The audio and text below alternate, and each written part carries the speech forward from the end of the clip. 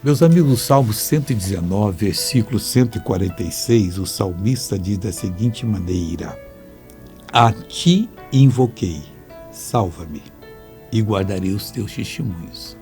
Quantas vezes você já invocou a Deus? Deus, me livra dessa. E Deus livrou você. Deus o salvou, Deus o protegeu. E você guardou os testemunhos do Senhor Deus?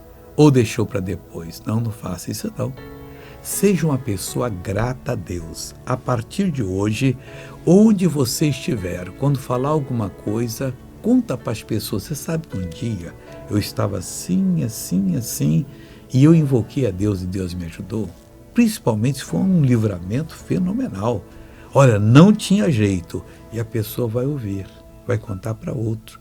Daqui uns dias, uma porção de pessoas sabem que Deus fez por você, que fará por elas, e elas serão muito abençoadas.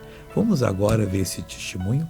Tinha um caroço aqui e ele acabou de sumir. Há 4 anos. O tamanho de que ele era, meu irmão? Ele era bem grandão, que eu sentia aqui. Só compara com o que eu tinha assim. Uma mexerica assim pequena. Desapareceu? Desapareceu. Agora vamos fazer uma oração. Pai, eu oro por todos que estão orando comigo, onde quer que estejam, que precisam da tua ajuda. Assim, ó Deus, como o salmista te invocou, nós também te invocamos. E nós queremos dar o verdadeiro testemunho do que o Senhor fez. Eu repreendo todo o mal nessa vida e digo, saia, vá embora, em nome de Jesus. E você diz, amém.